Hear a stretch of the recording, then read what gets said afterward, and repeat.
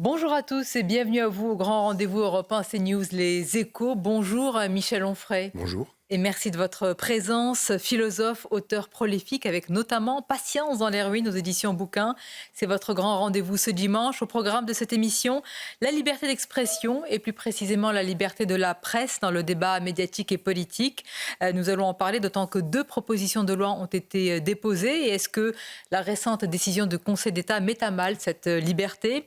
Dans l'actualité également, la colère des paysans qui couve encore et toujours avec, vous le verrez, vous l'entendrez, une séquence pleine d'émotions et pleine de dignité surtout, de la part d'une éleveuse face à Gabriel Attal. Et puis par ailleurs, aussi dans l'actualité, bien sûr, l'Europe face à la Russie de Poutine après la mort de Navalny. Sommes-nous impuissants sur tous ces sujets? Pour vous interroger, je suis entourée de mes camarades.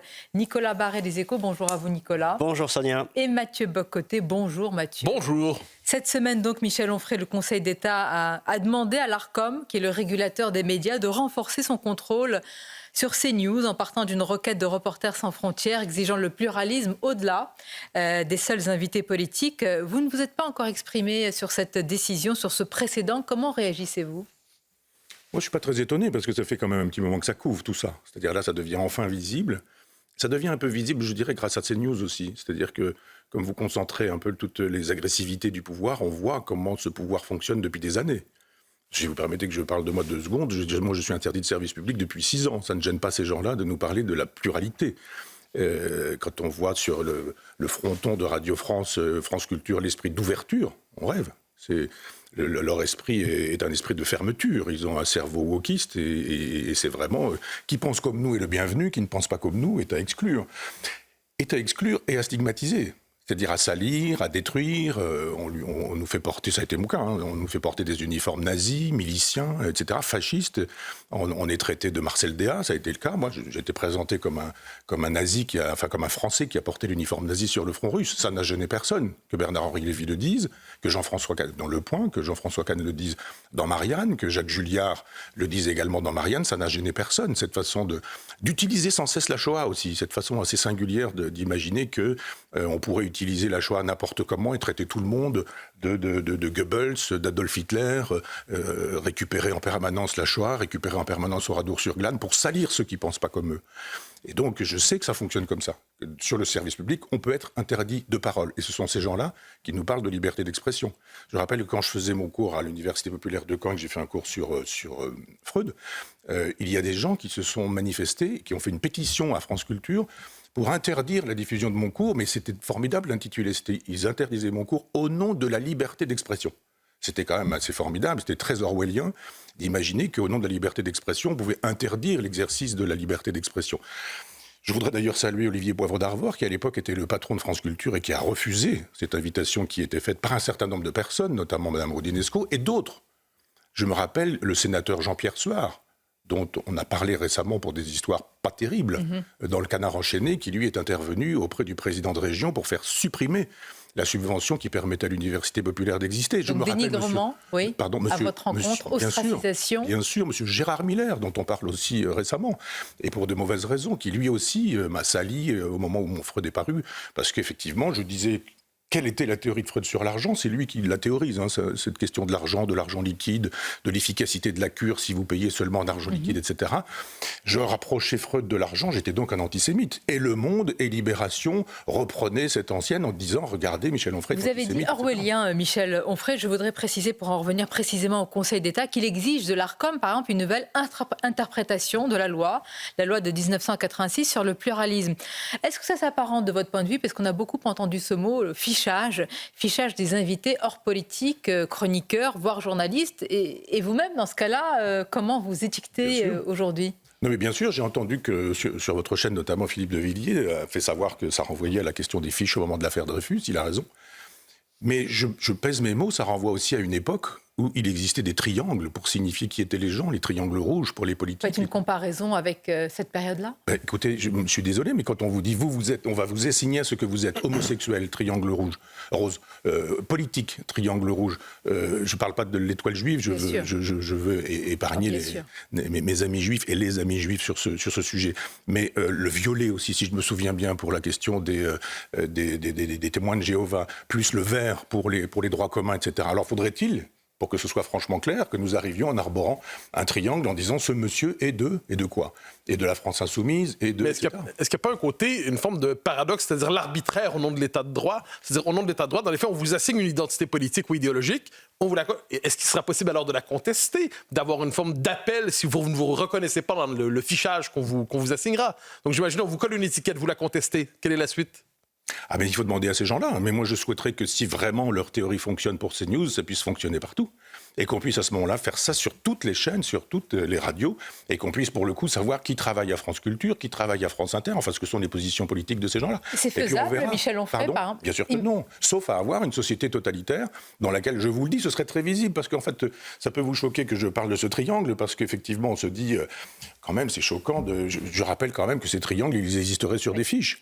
Vous auriez des fiches et on dirait Sonia Mabrouk, elle est, et puis on aurait quel type de triangle. Et pour dire quoi? Peut-être même plusieurs triangles. Vous auriez le droit d'être franc-maçon et d'être homosexuel, d'être de droit commun, etc. Et on fait comment? On superpose le tout. Et là, on dit, mais on va décompter sur quoi? Sur l'appartenance à la franc-maçonnerie, l'appartenance à la France insoumise. Vous ciblez le pouvoir, mais on parle d'une décision du Conseil d'État qui est quand même indépendant du pouvoir. Vous plaisantez? C'est-à-dire ces choses-là Non, je ne plaisante pas. Non, je plaisante en disant que vous plaisantez. Non, le Conseil d'État est indépendant.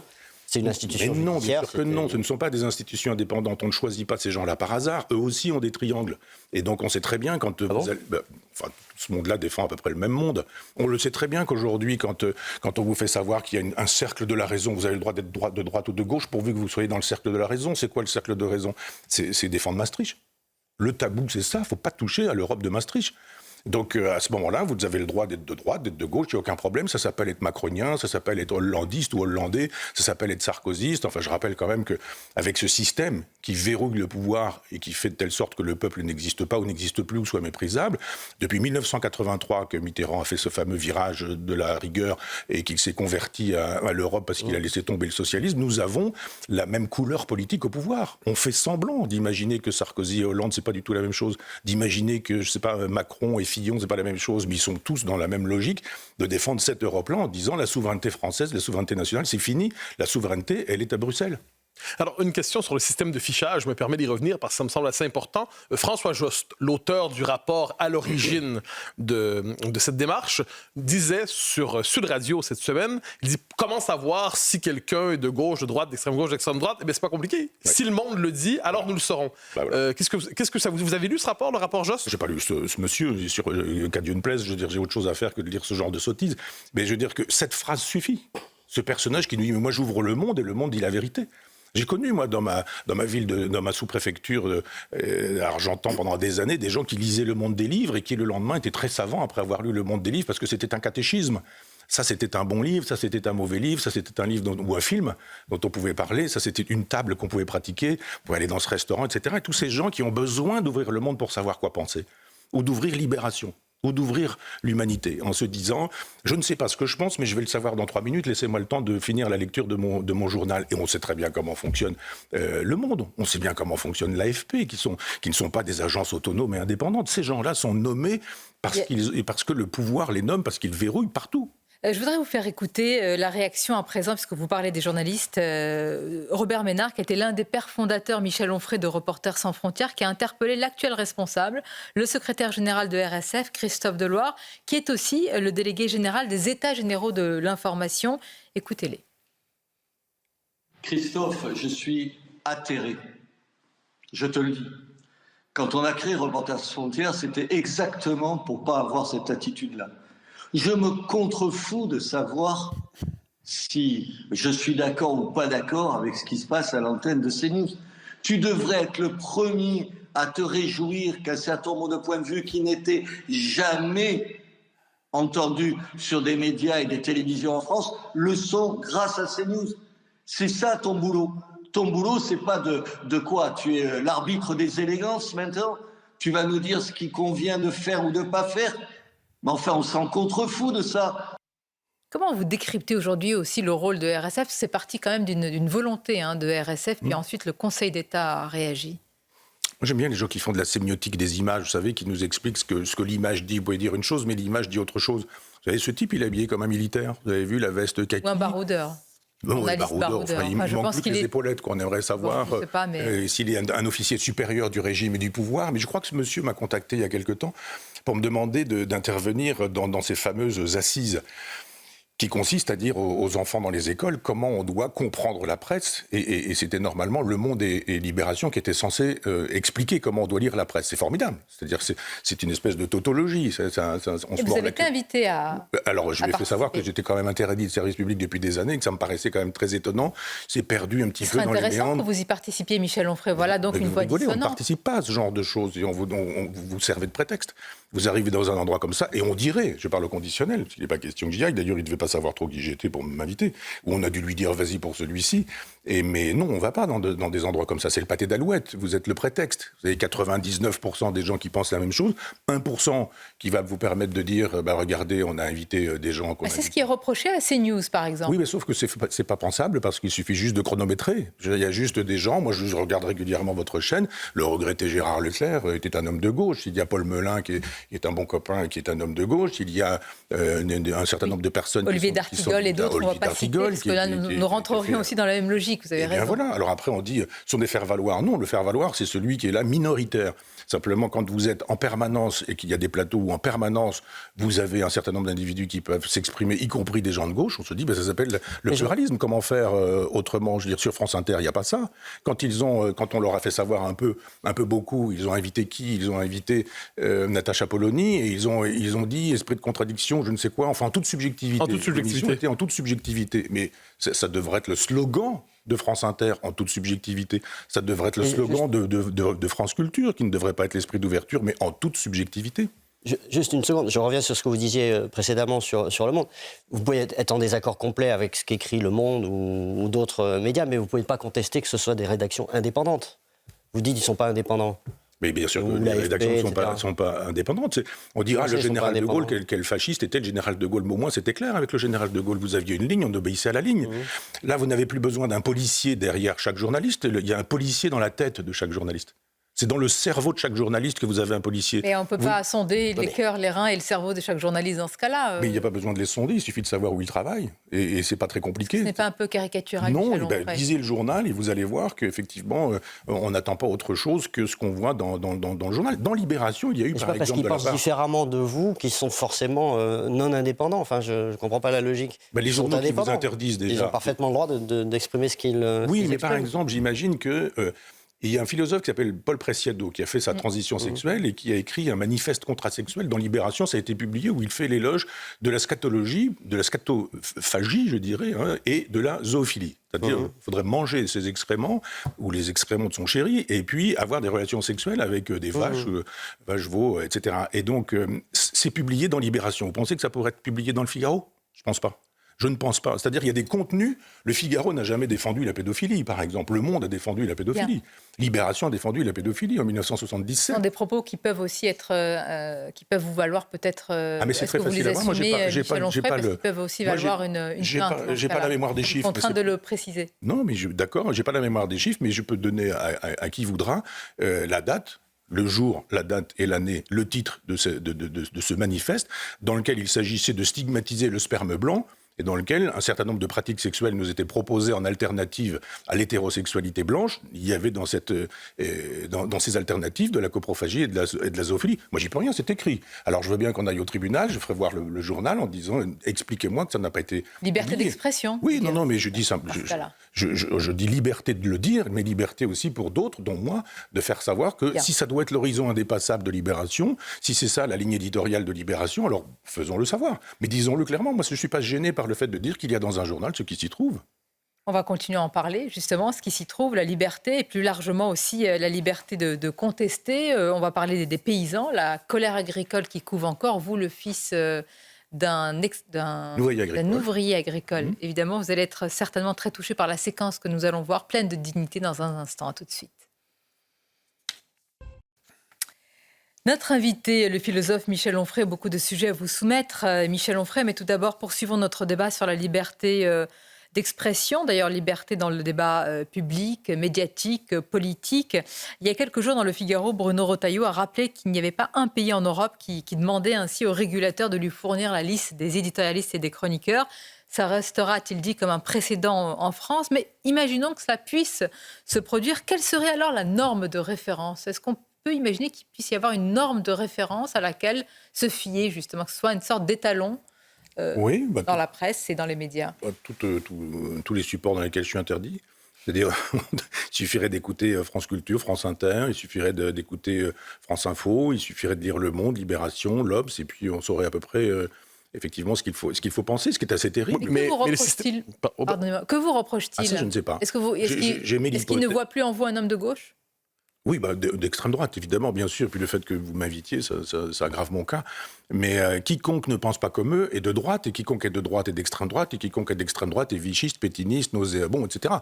Donc c'est l'interdiction de penser. Moi, j'ai écrit un éloge d'Orwell dans un livre qui s'appelle Théorie de la dictature, mais plus le temps passe, plus le réel me donne raison. Je suis désolé d'avoir raison avec ce texte, mais en permanence, tous ces gens qui nous disent la liberté veulent la dictature. Tous les gens qui nous disent tolérance veulent l'intolérance. Tous les gens qui nous disent respect, etc., sont dans la haine en permanence. C'est-à-dire, ils nous annoncent le contraire de ce qu'ils font.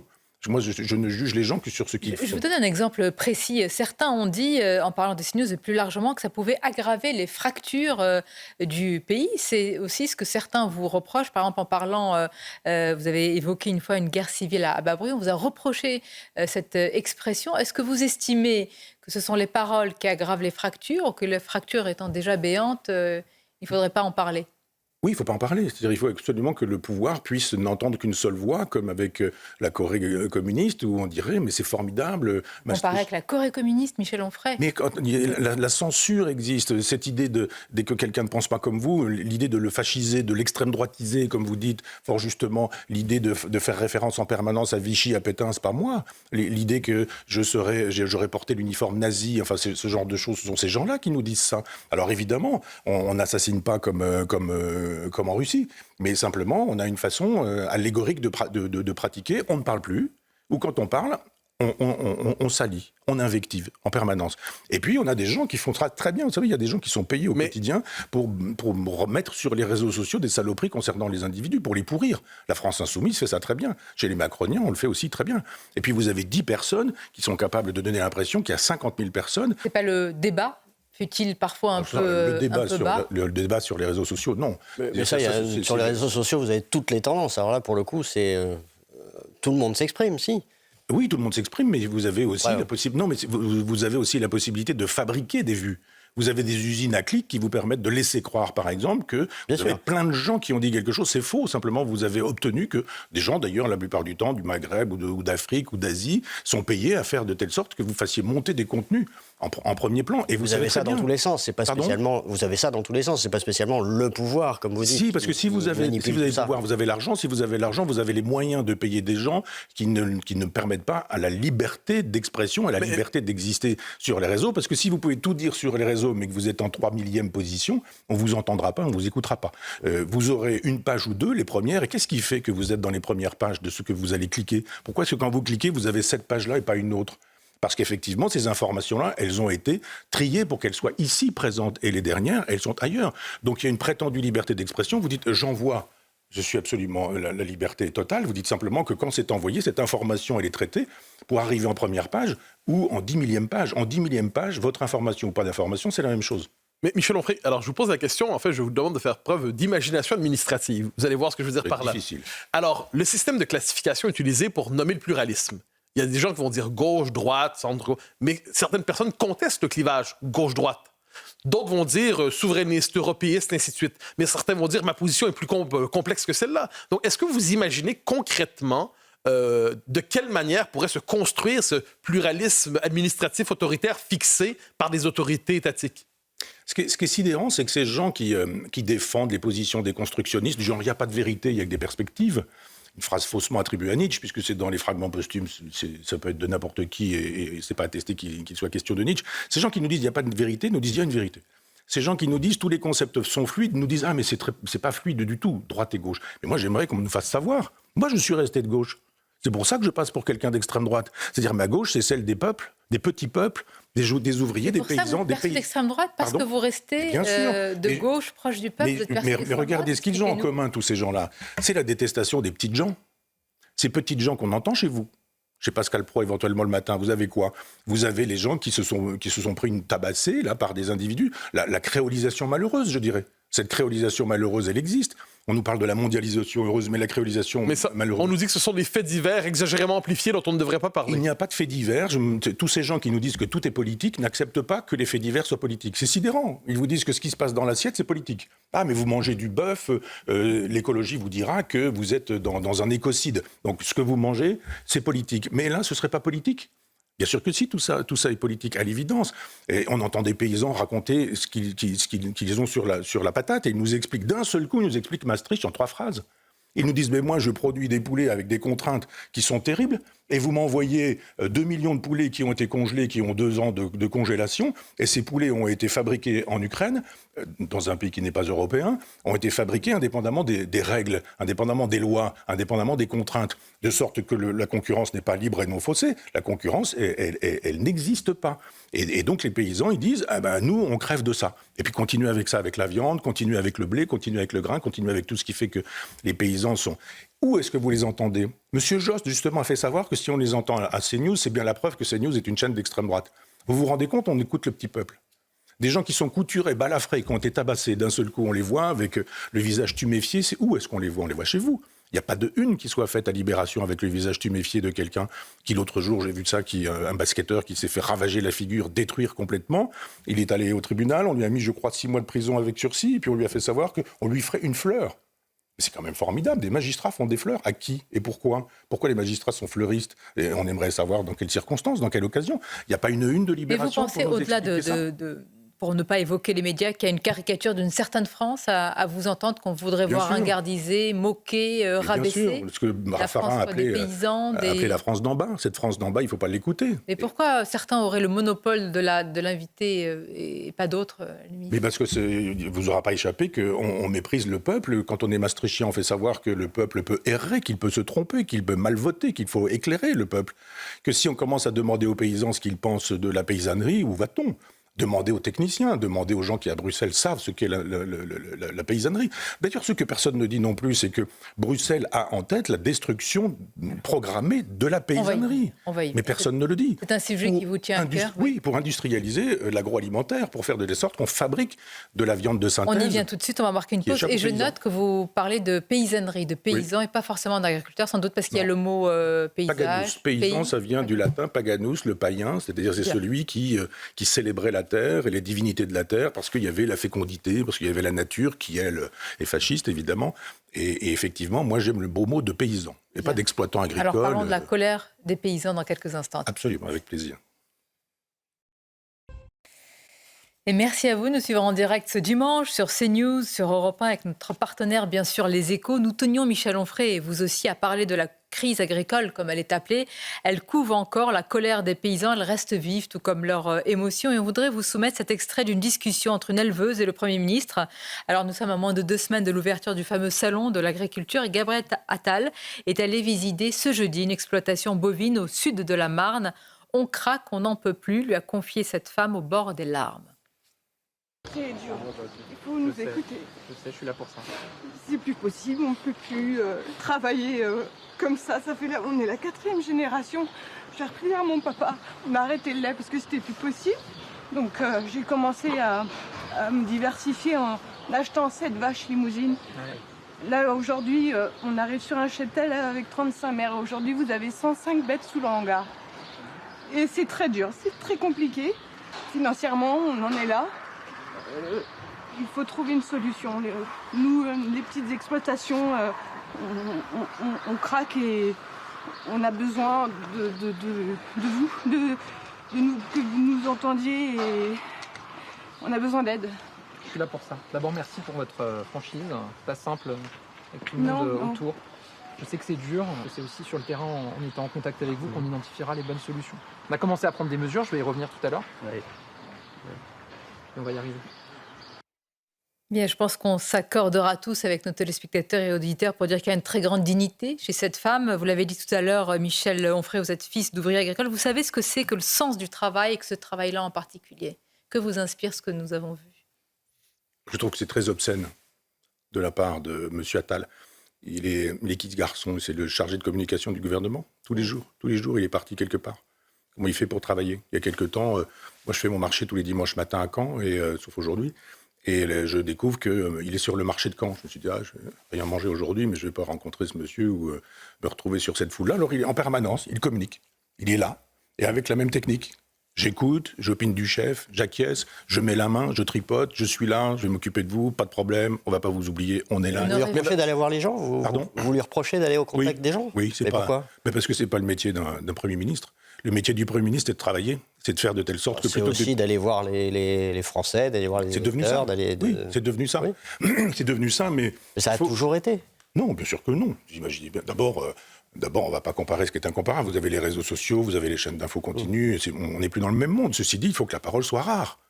Il faut que la parole soit rare. Vous avez des ministres qui s'occupent de l'agriculture. Alors, c'est le travail d'un ministre. C'est pas le travail d'un Premier ministre, c'est pas non plus le travail d'un chef de l'État. Ce fameux Macron là qui nous disait que sa parole serait rare et qu'il serait Jupiter, sa parole elle est perpétuelle, elle est en permanence. Et il arrive une inondation, j'arrive, un tremblement de terre, j'arrive. Mais la faute à qui? Réseaux sociaux, quinquennat, compression du temps ou ces gens-là qui travaillent, en particulier? mais qui ne viennent Est-ce pas. qu'il y a le choix d'être rare aujourd'hui, quitte à être dans ce cas-là qualifié de quelqu'un qui est enfermé dans sa tour d'ivoire à l'Élysée? Vous entendez des journalistes qui disent à l'inverse ça? Non, mais la raison est bien simple. Il est ici parce qu'il ne peut pas faire de politique. Et il ne fait que de la communication. Quand il rentre au bureau, il a ce que Mme Ursula von der Leyen lui demande de faire. La feuille de route, elle est faite par Bruxelles. Donc il n'a pas besoin de bosser. Mais quand vous ne travaillez pas, qu'est-ce que vous faites? Vous allez dans les médias. Aller dans les médias, c'est quoi? Vous me mettez une botte de paille, je vais mettre mon discours préparé, là, et puis on y va. Et derrière, vous avez les jolis garçons de 30 ans là, qui ont fabriqué l'équipe, qui ont fabriqué le texte, et ils sont là derrière, avec la cravate, et disent « Oui, ces jeunes là, qui m'accompagnent, etc. Ils auraient voulu que je ne fasse pas ceci. Mais moi, je le fais, je suis courageux. » Que de la com. Mais ce que dit la dame, ça veut dire qu'il y a quelque chose d'assez touchant. Je devine vous l'avez entendu lorsqu'elle dit c'est la 4e génération. Oui. Bon, c'est quand même frappant. C'est-à-dire on est dans une société qui se veut liquide, de l'interchangeabilité, de l'individu atomisé. Et là, elle dit ce que je voudrais, c'est continuer un travail qui s'inscrit sur 4 générations. Est-ce que la vraie dissidence n'est pas là? Si, bien sûr. Et pourquoi les paysans se pendent-ils tant? Parce qu'effectivement, ils héritent et qu'ils ont l'impression, quand je dis ils héritent, entendons-nous bien, ils héritent d'une tradition, d'une terre qui est extrêmement coûteuse à travailler, qui est problématique, ils ne peuvent plus vivre avec ça, et ils se disent « Je ne suis pas parvenu, moi, à faire ce que mon père a fait, ce que mon grand-père a fait, ce que mon arrière-grand-père a fait. » C'est pas la même chose. Maintenant, la moissonneuse-batteuse, elle appartient au Crédit Agricole. On n'en parle pas, des banques. Quand on voit ces gros tracteurs, on se dit « ça coûte horriblement cher, ils ont de l'argent quand même, les paysans. » Mais qu'est-ce qu'on imagine? Ils ne sont pas du tout propriétaires de tout ce matériel. C'est la banque qui, en même temps, se fait de l'argent sur les intérêts. Alors, il n'y a aucun problème pour les banquiers. Tout se passe bien pour les banquiers. Pendant que les agriculteurs se pendent. Et effectivement, cette dame, elle dit « Mais moi, j'ai hérité d'une tradition familiale. » Et je crois à mes ancêtres d'une certaine manière, et s'ils me regardent ou s'ils me voient, peut-être même, et je lui souhaite que son père et son grand-père, ses grands-parents et ses parents existent encore, il dit, mais je travaille sous le regard de mes parents, de mes grands-parents, et je ne suis pas à la hauteur. Je ne dégage pas de bénéfices, je suis endetté, je ne fais pas d'investissement, ou si je fais encore des investissements, ça va être des occasions d'endettement. Elle dit ça aussi, cette femme. Et l'autre qui lui dit, je comprends, j'entends, ben bien sûr, je suis là, toc, toc, toc, toc, je ne vous oublierai pas. Ces gens-là réalisent la feuille de route de Bruxelles qui est de détruire Parlons-en, Michel. la paysannerie française. D'abord, faisons la différence entre les grands céréaliers qui ne connaissent pas une telle situation et la grande partie de la paysannerie. Mais est-ce que vraiment l'Europe, Bruxelles, comme vous dites, est responsable de tous les maux? Parce que pour beaucoup, au contraire, on a délégué notre souveraineté, que c'est la faute des États, finalement, les politiques qui sont appliquées. Vous allez voir les grands céréaliers quand l'Ukraine va devenir européenne et que les céréales ukrainiennes, ça va les faire souffrir, ces gens-là. Ils vont arrêter de piloter la FNSEA, ils seront du côté des petits syndicats qui défendent, eux, véritablement... Ils sont déjà sur le marché mondial, ces grands céréaliers. Oui, ils se confrontent déjà aux céréaliers ukrainiens, donc mais vous ça allez changera très bien rien. quand vous êtes... Si, ça changera que quand vous aurez massivement des arrivées, vous verrez qu'à la bourse, leurs fortunes à eux s'effondreront. Et donc, à ce moment-là, ils seront bien obligés. Eux aussi connaîtront le syndrome du plombier polonais.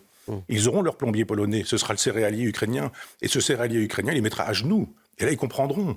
J'ai entendu Pascal Praud dire l'autre fois qu'on soulevait le capot des tracteurs et qu'on voyait enfin comment fonctionnait l'Europe. C'est ça qui fait que M. Jost estime que c'est l'extrême droite qui parle. Parce que d'un seul coup, on dit, mais vous avez vu comment ça fonctionne? Et là, les gens disent, ah, c'est ça Maastricht finalement. C'est de la viande qui vient d'Argentine pour arriver dans nos cantines. Mais pour autant, Michel Onfray, la plupart, en tous les cas, de ces paysans, quels qu'ils soient, qui sont exprimés sur notre antenne, je ne les ai pas entendus dire qu'ils veulent sortir de l'Union européenne. Je ne les ai pas entendus dire déboulonnons l'Europe complètement. Mais si vous dites ça, vous êtes mort aujourd'hui. Je peux témoigner en partie. Si j'essaie de comprendre pourquoi je suis interdit d'un certain nombre d'antennes, moi, j'ai pas de procès. On n'a pas dit que j'étais raciste, antisémite, que j'étais je sais pas quoi. On n'a rien dit de tout ça. Alors, c'est quoi ma culpabilité, ma faute? C'est l'Europe. Le prochain numéro. Vous pensez que c'est le grand tabou ultime? Écoutez, le prochain numéro de Front Populaire est consacré à l'Europe. On a un Pinocchio déguisé en européen là et mon texte est le totem est tabou, EEST. Et le totem, c'est le totem européen. Ne touchez pas à ça.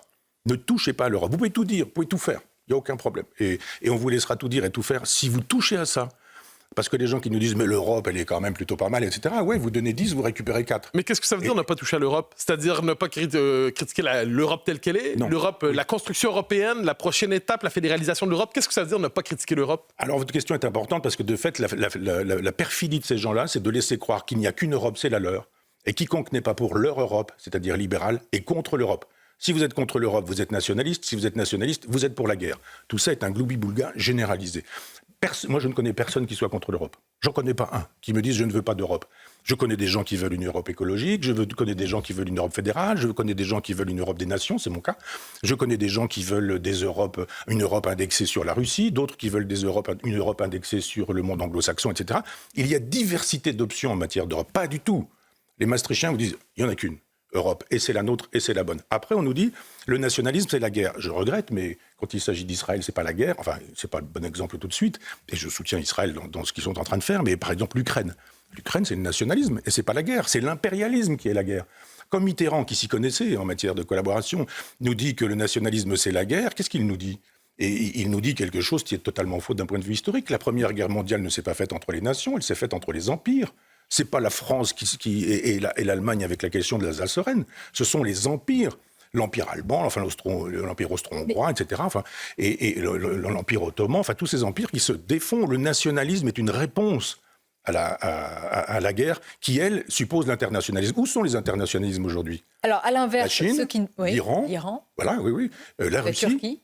Et l'Europe, qui est dans cette logique impérialiste et qui nous mène à la guerre et qui entretient aujourd'hui les guerres. L'Europe mène à la guerre.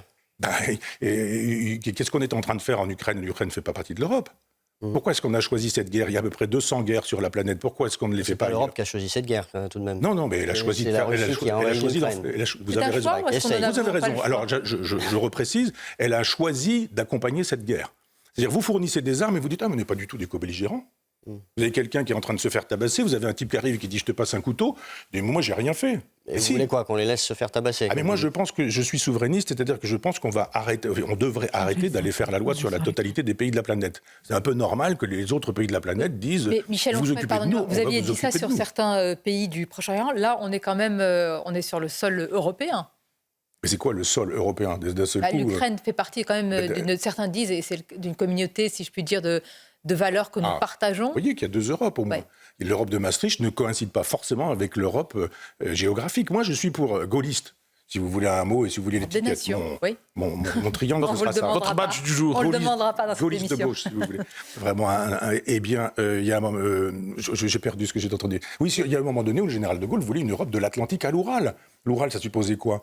Que cette Europe, elle était géographique et que de ce fait, elle pouvait être historique et qu'elle pouvait même devenir métaphysique. Et c'est comme ça que ça peut se construire une Europe, pas en disant vous avez une monnaie commune, ça y est, l'Europe est faite. Vous allez parler l'anglais, vous allez avoir un nouvel hymne, c'est d'ailleurs Beethoven, l'hymne à la joie. Ah bah oui, bonjour la joie. Vous avez un drapeau et vous avez une devise, et puis maintenant il va falloir laisser de côté tout ça. C'est-à-dire le nationalisme quand il s'agit de l'Europe, c'est formidable, c'est pas la guerre. Mais vous retournez à la formule de Mitterrand finalement. Pour vous, vous dites l'internationalisme, c'est la guerre. Oui. Ah oui, par définition. Dès que vous commencez à dire j'ai la vérité, erreur de la Révolution française.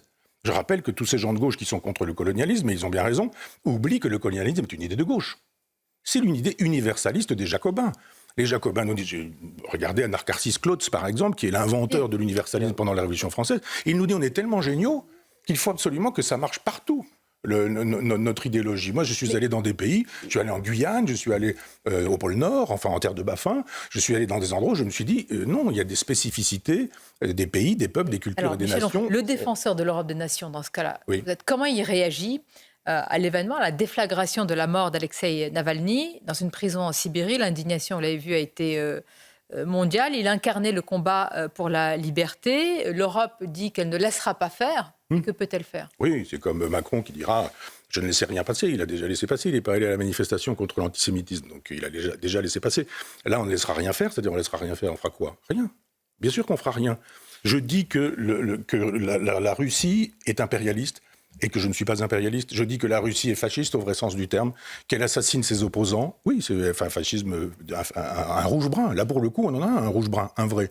Plutôt que d'imaginer que c'est moi qui porte l'uniforme nazi sur le front russe, j'aimerais qu'on puisse vraiment voir qui est Poutine et comment il fonctionne. Alors je veux bien qu'on nous explique, en nous faisant des cours d'histoire, comme il a fait récemment avec ce journaliste américain, en nous disant que la Crimée ceci, et puis l'Est de l'Ukraine cela, et puis que le Donbass ceci, et le Donbass ça m'appartient, je reviens, etc. Mais on ne va pas aller chercher comme ça dans les fins fonds. Mais donc qu'est-ce qu'on fait face à un régime que vous qualifiez de fasciste, comme la Russie?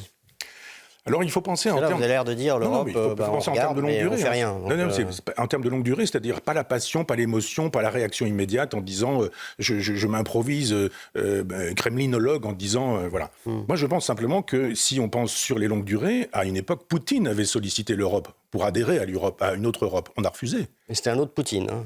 Ah oui, mais c'est pourquoi c'est Il a nous avons fabriqué ce Poutine. Nous avons fabriqué le fascisme russe, selon vous? Oui, d'une certaine manière, oui, dans la mesure où c'était pas non plus un grand personnage. Il l'a bien fabriqué lui-même. Non, mais il faut remonter très loin, si vous voulez, et voyons quand Mitterrand, par exemple, laisse tomber Gorbatchev. Quand Gorbatchev a été pris en otage et qu'il y a un coup d'État, Mitterrand dit « mais j'ai une lettre dans la poche, là, ils m'ont dit qu'ils ne feraient rien, etc. » On laisse tomber la Russie soviétique à l'époque. Ouais. C'est une première erreur. Il aurait fallu soutenir Gorbatchev. Il aurait fallu que la Russie puisse rester soviétique. D'accord, mais là, on est en 2024 et on a Poutine. Notez, les Baltes étaient en désaccord avec vous. Vous qui êtes un défenseur des nations, les Baltes étaient en désaccord avec vous, les Polonais étaient en désaccord avec vous. Ils étaient très heureux de voir l'URSS tomber. Oui, j'entends bien. Mais les Russes aussi, d'ailleurs. Beaucoup de Russes aussi. L'URSS, laquelle si c'était celle de Brejnev, ça n'était pas celle de Gorbatchev. Gorbatchev est un personnage... Mais y avait-il pire internationalisme que l'URSS? Pas l'URSS de Gorbatchev. Je vous rappelle que la glasnost et la perestroïka, c'est pas la même chose que Brejnev, c'est encore moins la même chose que Staline. C'est-à-dire qu'il faisait des propositions, Gorbatchev, Mitterrand a dit « on ne veut pas de ça ». Mitterrand n'a rien compris, c'était un homme du 19e siècle, il pensait, De Gaulle était un homme du 21e, qui lui disait « la Russie est accessoirement soviétique. Quand elle cessera d'être soviétique, elle restera russe ». Cette Russie qui, quand elle s'effondre, nous fait savoir qu'elle voudrait peut-être être un peu européenne, même si c'est par la voie je ne voudrais pas être insultant, mais de Poutine, elle s'entend dire non. On a méprisé le peuple russe, on a méprisé cette proposition. Quand il y a eu le fameux format Normandie, Hollande nous a fait savoir que, globalement, c'était juste pour attendre, qu'on se foutait de la tête de Poutine et qu'on allait bien le rouler dans la farine. On ne peut pas passer son temps à refuser les propositions de quelqu'un qui un jour se retourne. Mais Michel Onfray, de fait, c'est un ceux autre, qui disent comme vous qu'on a fabriqué Poutine, on leur reproche d'avoir une attitude munichoise aujourd'hui et d'être... Ça, vous l'avez beaucoup entendu. Oui, mais c'est pas parce qu'on a fabriqué un fasciste qu'il faut soutenir un fasciste. J'entends bien que, entendons-nous bien, je ne défends pas Poutine, je ne défends pas sa politique et je ne défends pas sa façon de se comporter avec l'Ukraine et les Ukrainiens. Entendons-nous bien. Je fais de la géopolitique, de la géostratégie en disant mettons ça dans des grandes perspectives historiques. Voyons comment nous avons fabriqué ce monstre. Exactement de la même manière que les Américains ont fabriqué Ben Laden. Et pourquoi on n'arrive pas à y réfléchir? Parce qu'on a affaire à des crétins. On a des gens qui veulent être réélus. Les gens qui font de la politique politicienne, en disant quels sont les sondages. Si on défend cette idée-là, on a pris 2 points, on a perdu 3 points. C'est ce que fait Mélenchon depuis des années. C'est-à-dire ils ont simplement les instituts de sondage qui leur disent on fait pas. Il n'y a pas l'intérêt de la France. Il n'y a pas l'intérêt du peuple français, il n'y a pas l'intérêt de l'Europe dans l'idée qu'on se fait de l'Europe. Moi, l'Europe que j'aimerais, ce serait effectivement une Europe des nations dans laquelle on pourrait peser, dans laquelle on pourrait être entendu et crédible à l'endroit de l'Iran, à l'endroit de la Russie, à l'endroit de la Chine. On va continuer à en parler, c'est majeur. La voix de la France, justement, comment vous l'imaginez? Une courte pause et on le décline ensemble, Michel Onfray.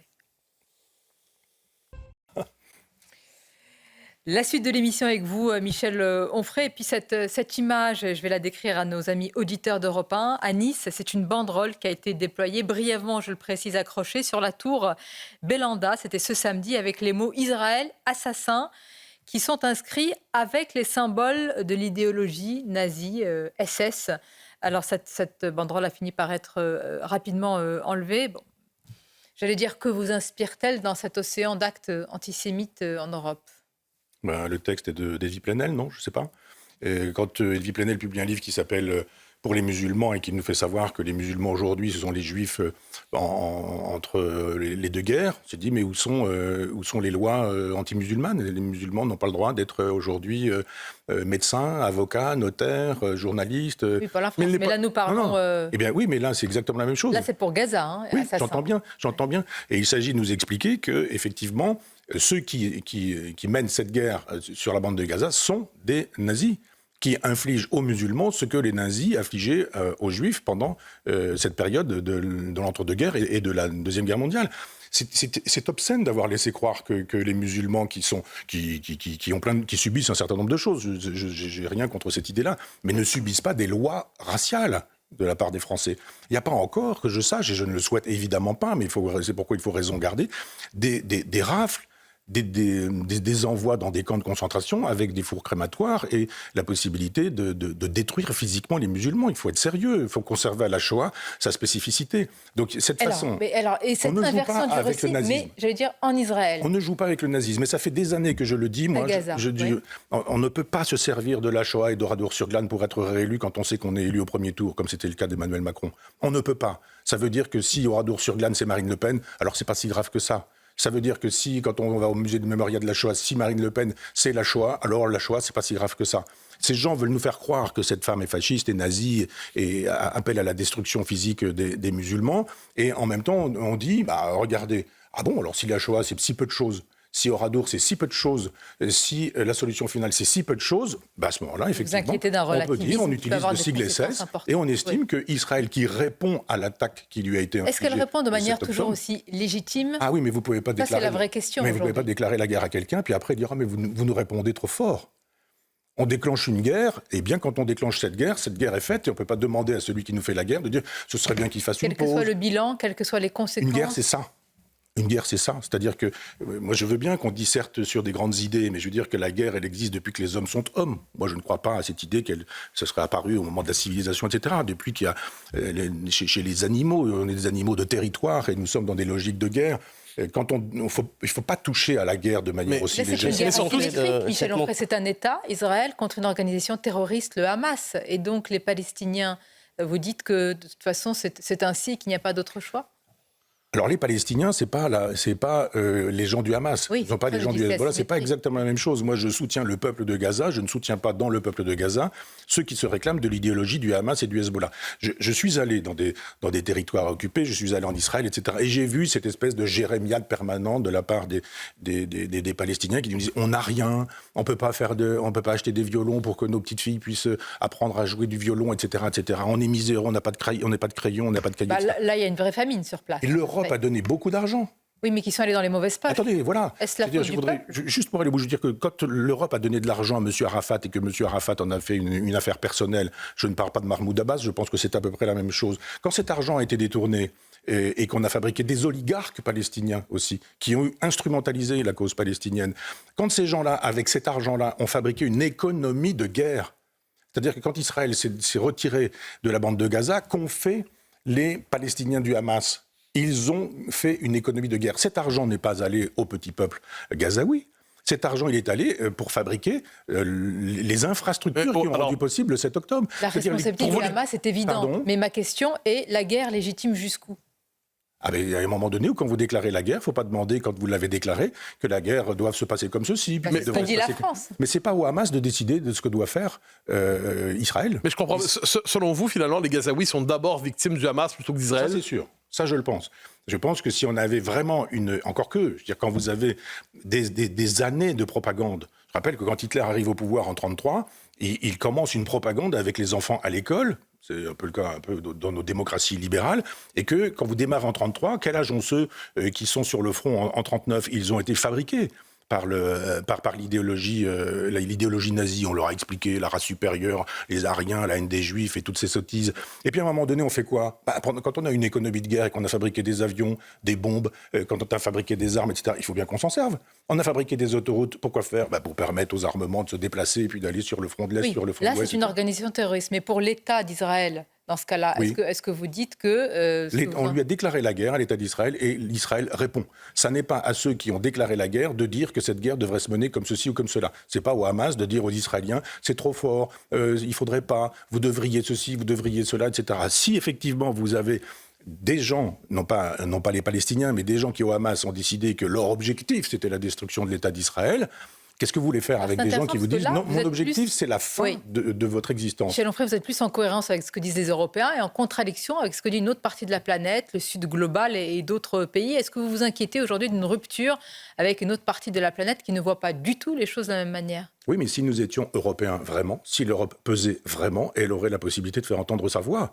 C'est-à-dire que quand Macron s'en va avec Madame Ursula von der Leyen en Turquie, ou en Chine, des pays où on fait de la politique. Je ne dis pas que je défends ces politiques, je dis juste qu'on fait de la politique et qu'on dit mais il n'y a pas de strapontin, il n'y a pas de siège pour cette dame. Nous recevons le chef de l'État français. Qui est cette dame ? C'est qui pour vous ? Pourquoi est-ce que vous venez accompagner de cette patronne de l'Europe ? Elle n'a pas de chaise, il n'y a pas de chaise pour elle. Il y a un moment donné où on n'est pas crédible. Donc évidemment, on n'est pas crédible. Nous serions crédibles d'un point de vue européen, nous aurions la possibilité d'avoir notre mot à dire sur l'Ukraine, d'arrêter cette guerre. Nous aurions notre mot à dire sur la possibilité d'arrêter ou de demander aux Israéliens quelles sont les conditions de possibilité d'une paix. Vous souhaitez une souveraineté européenne ? Pardon ? Pour que l'Europe ait les moyens d'arrêter la guerre en Ukraine, il faudrait qu'il y ait une souveraineté européenne. Il faudrait que cette Europe, elle existe avec les peuples. Et moi, je pense que les peuples ne sont pas sollicités. C'est-à-dire, on décide des guerres sans demander l'avis des peuples. D'un seul coup, vous vous réveillez le matin et vous vous dites « Ah, la France est en guerre ».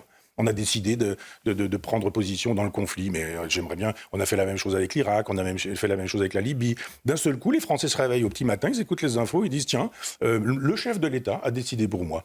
Moi, je pense que si on explique au peuple ce qu'il en est, eh bien, on décide avec le peuple. Je suis un démocrate. Je disais tout à l'heure mon gaullisme. On sollicite le peuple, on demande au peuple, on éclaire le peuple. C'est ce que disait Condorcet. C'est-à-dire que vous avez la possibilité de demander aux gens ce qu'ils pensent après que vous eussiez fait savoir ce qu'étaient les enjeux véritables et pas l'idéologie en permanence. Moi, je pense qu'on peut faire, c'est ce que je faisais à l'Université populaire à Caen, ce qu'on refera à l'Université populaire à Chambois, mais qu'on peut éclairer les gens en leur disant vous aurez les informations qui vous permettront de choisir et quand vous serez vraiment informés, et bien à ce moment-là, vous choisirez. Et puis on fait un référendum. C'est le principe des Et on fait un référendum. C'est aussi ça le gaullisme. Michel Onfray, merci. Merci d'avoir dit tout ça avec la liberté qu'on vous connaît, évidemment, sur cette chaîne et je l'espère aussi ailleurs. Merci. Merci à vous. Sur nos deux antennes, Europe 1 et CNews, je vais saluer également mes camarades, Nicolas et Mathieu. Bon dimanche à vous et à très bientôt.